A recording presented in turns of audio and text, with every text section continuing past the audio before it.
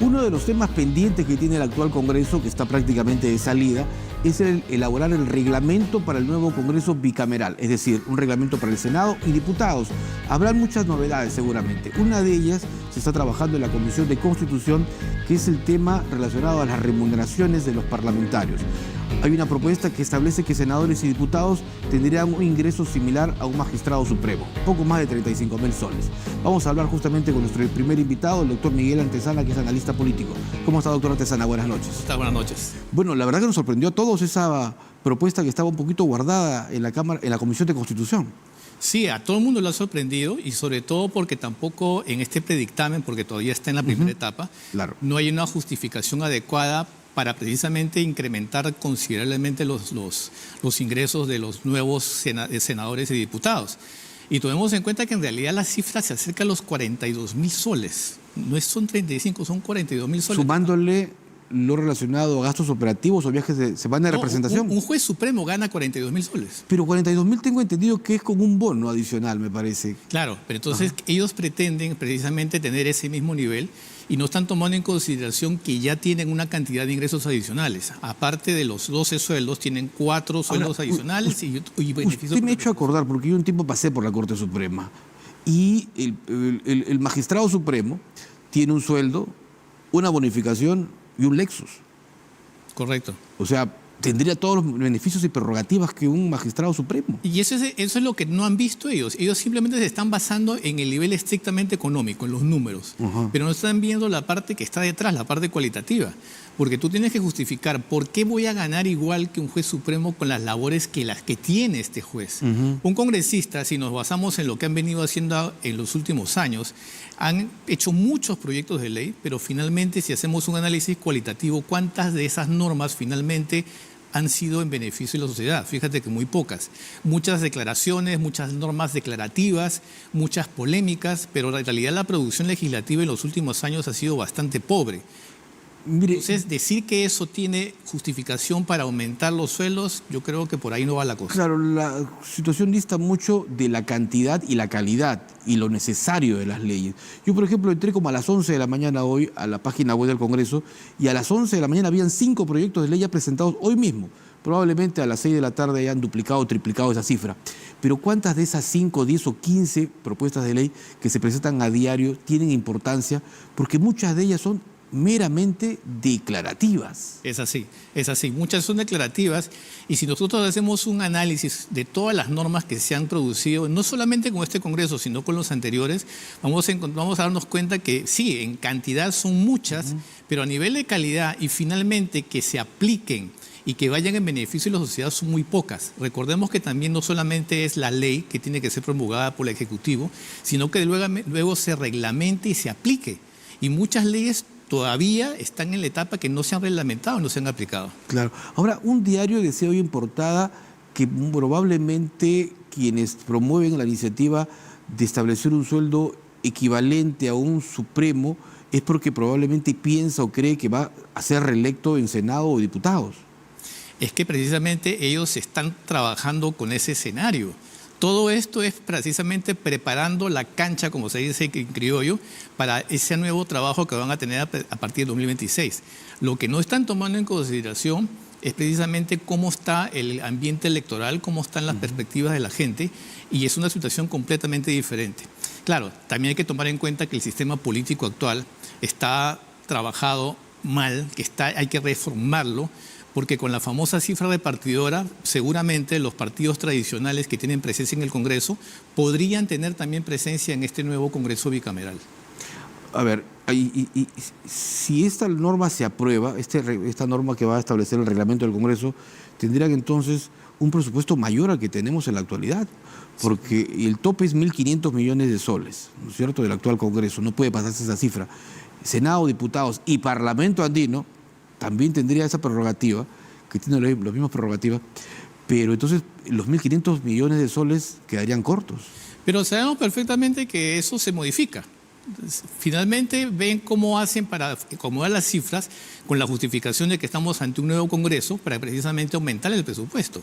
Ahora, que realmente lo necesitemos, que realmente porque nosotros va a salir de nuestro bolsillo de los tributos, ese es otro asunto, ¿no? Doctor Antezana, pero hay un hecho también que a mí cuando yo he visto los debates de la ley de presupuesto en la comisión de presupuesto y en el pleno, me llama mucho la atención, o me ha llamado mucho la atención. Se debate los presupuestos, se van los titulares de todos los pliegos, pero nunca el presidente del Congreso sustenta el presupuesto en una sesión pública, el presupuesto del Congreso, que debería ser público. Y nos vamos enterando a lo largo Claro. del ejercicio de las legislaturas, precisamente nuevos aumentos, bonos que se le dan a los trabajadores. Este año, ¿cuántos bonos han recibido los trabajadores del Congreso? Imagínate, hay una cantidad de ingresos que no tiene cualquier persona, cualquier funcionario público en este país. Y eso, como tú dices, también es falta de transparencia. Ellos que se basan precisamente en acusar, en buscar, en hacer comisiones investigadoras, pero no transparentan precisamente esos ingresos y cómo se están gastando esos recursos en lo que es el Poder Legislativo. Entonces, desde su punto de vista, esta propuesta no tiene, digamos, razón de ser, no tiene fundamento. No tiene fundamento jurídico, no tiene fundamento ético y además está hecho en muy mal momento porque no hay objetividad para hacerlo. Porque como dijimos hace un momento, muchos de ellos están pensando en candidatearse para el próximo Congreso y están viendo entonces cómo van a fijar el posible propio sueldo que tendrían en ese nuevo Congreso. Claro. Ahora, ¿no debería ser mejor el propio Congreso que ingrese, el que establezca algunos parámetros? Por ejemplo, el tema económico o salarial. Es que yo creo que las bases que actualmente se tienen pueden tranquilamente ampliarse y aplicarse al Senado. Lo mismo que lo tenemos a los congresistas, se pueden aplicar a los diputados y lo mismo los diputados se puede aplicar a los senadores. O sea, no tiene que haber en realidad ninguna diferencia. Las labores son diferentes, van a ser diferentes en los diputados y los senadores. Sin embargo, la función es legislativa, es eminentemente política y lo que van a hacer entonces no tiene diferencia a nivel, digamos, cualitativo. Pero el peso del senador con estas reformas constitucionales es mucho mayor que el diputado. Quienes van a tener la última palabra va a ser la denominada Cámara Alta. En teoría, pero recordemos que no estamos en el Congreso de los años 80, en los que teníamos señores senadores, independientemente de la posición ideológica que tuvieran, que discutían, que daban cátedra. Ahora, con la perspectiva de quienes pretenden lanzarse a senadores, yo no creo que vamos a tener esa misma calidad y que esa decisión de ese senador valga más que la de un diputado. Sería bueno que los candidatos presidenciales, al menos de los principales partidos, vayan al Senado también. O sea, así como postulan a la presidencia, puedan ocupar el puesto 1 dentro de su lista de Senado, para que también participen del debate. Yo creo que el meter en este momento a los partidos políticos en esta discusión no es conveniente, sobre todo porque estamos mirando unas elecciones en las que van a participar casi 40 partidos, porque hay una cierta alianza que ya se han formado, y estamos hablando de más de 1000 candidatos. Entonces todavía ni siquiera se han definido quiénes van a ser y no sabemos cuál va a ser la calidad de las listas para empezar. Porque de ahí entonces tenemos como ciudadanos, como electores, ver cuál va a ser la mejor decisión para llevar a estas personas más capacitadas al Congreso. Entonces, en este momento, hablar sobre una perspectiva, una base que todavía no está definida, me parece bastante prematuro. Hablemos de lo que ha ocurrido entonces actualmente en el Congreso y esta norma que va a permitir, ¿no?, a los congresistas poder hacer proselitismo político durante las semanas de representación. Mira, hay una parte que se tiene mucha razón y está en la justificación, en el sentido que es un ente eminentemente político claro. Y eso es cierto, que son representantes de partidos políticos que en teoría tienen una ideología y que por eso han sido elegidos por sus electores, eso es totalmente cierto. Pero en la práctica hemos visto que no necesariamente ha sido así. Y lo más saltante en este momento es el tema de la oportunidad. Se está haciendo a puertas de un año electoral. Y eso quiere decir de que sabemos que lo van a utilizar para sus propias campañas, ya sea de manera directa o ya sea de manera indirecta. Porque recordemos que también los congresistas tienen a su cargo una serie de trabajadores, de asesores, que pueden también hacer estas labores eminentemente políticas enfocadas al tema de la reelección. Entonces, nuevamente caemos. Estamos frente a un tema ético más que un tema estrictamente legal que precisamente podría utilizarse porque es una Cámara, es un ente político. Sin embargo, el momento no es muy oportuno para plantearlo. Claro, los congresistas son políticos, hablan de política, opinan sobre política y cada uno defenderá su postura y a su candidato. Lo que yo sí temo es que, como usted decía, los trabajadores de los parlamentarios, que tienen a su cargo 7 por despacho, pero hay también una posibilidad de que se puedan desdoblar sueldos, es decir, pueda contratarse 2 trabajadores con un solo sueldo.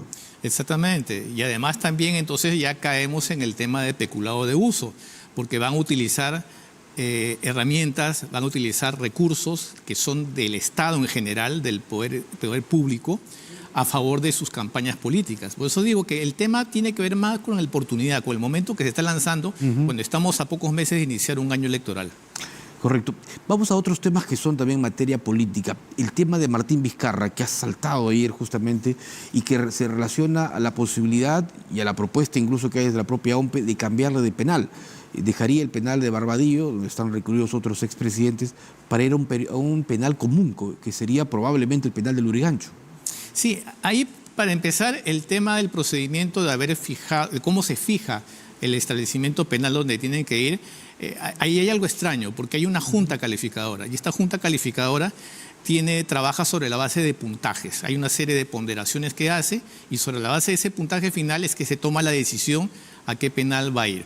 Entonces se había decidido ir a Barbadillo, pero tomando en consideración que es un expresidente. Y ahí también tenemos un vacío legal. Ajá. Estamos asumiendo entonces que tiene que haber una cárcel para expresidentes. Entonces simplemente se ha asumido, como están todos ahí, que vaya Vizcarra allá. Pero tampoco podemos irnos al otro extremo de que por el tipo de delito meter a expresidente Vizcarra al Lurigancho. Él ha ocupado la presidencia de la República y ciertamente... Ha personificado a la nación como todos los Exactamente, independientemente de que haya cometido un delito, inclusive antes de, porque esto ha sido por el cargo de gobernador que ocupó, yo creo que hay que respetar una serie de procesos que ya se han tomado en cuenta. Entonces, a mí me parece que va a primar un poco la sensatez y van a dejarlo ahí en Barbadillo. Total, está en un proceso de prisión preventiva, no está en sentencia definitiva. Entonces, claro, yo creo que hay que tener cierta prudencia. Ahora, si se trata de un delito que cometió cuando no fue presidente, hay otro presidente que también está preso por un delito que cometió en campaña electoral. Exactamente. Entonces, ¿por qué con una persona se aplican una serie de criterios y con otra se aplican otros? Entonces, estamos hablando del tema de la justicia y fíjate que aquí se está tirando por el piso todos estos elementos tan básicos. Ahora, pero la imagen que mostramos al mundo con 4 presidentes presos realmente dista mucho de lo que significa el haber representado un país, ¿no?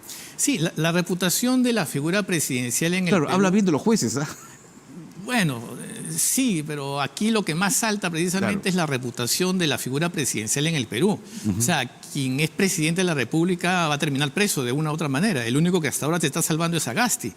Y vamos a ver qué pasa también con la siguiente presidencia. Entonces, eso dice mucho nuevamente de la calidad de electores que tenemos, la calidad también de candidatos que tenemos, y nuevamente entonces tenemos que ver qué va a pasar esto con el próximo proceso electoral, que para empezar, para tener mejores gobernantes debemos tener mejores candidatos. ¿Pero eso es responsabilidad de los partidos políticos o de la ciudadanía por el tema de una cultura electoral? En primera instancia, es responsabilidad de los partidos políticos, porque ellos son los que preparan las listas y que ponen a consideración de la gente. En segunda instancia, ahí vienen los electores, que deberíamos tener cierta cultura política, cierta cultura electoral para saber elegir adecuadamente cuál es el candidato que pueda llenar nuestras expectativas o que tenga la capacidad de estar en ese próximo Congreso. Entonces hay un proceso de corresponsabilidad. Pero en primera instancia, por supuesto que son los partidos, que debería haber filtros, no solamente por los ya establecidos por el Jurado Nacional de Elecciones, sino también por un tema ético, un tema moral, personas capacitadas, personas con conocimiento, porque van a representar al país durante 5 años y tienen que emitir leyes. Ahora, lo más cercano que tenemos son las elecciones internas que se van a producir en noviembre en los partidos políticos. El gran problema es que la mayoría va a utilizar el mecanismo de delegados. Delegados. Entonces, esta democracia en teoría abierta, que la ciudadanía pueda participar para elegir sus candidatos, por supuesto que está solamente en el papel. En la práctica simplemente tenemos el cogollo de los partidos políticos que van a designar los candidatos según sus conveniencias. Perfecto. Doctor Miguel Antezana, muchísimas gracias por haber venido esta noche. Ricardo, muchas gracias. Muy amable.